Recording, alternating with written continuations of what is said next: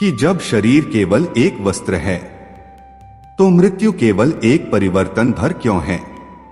तो सबसे पहले सांख्य योग जैसा हमारे स्रोत बताते हैं, आत्मा और शरीर में एक साफ लाइन खींचता है।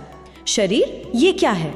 स्रोत के मुताबिक ये तो पंच महाभूतों से बना है। इसका जन्म होता है, ये बढ़ता है, बदलता है, फिर कमजोर होता है और आखिरकार मृत्यु।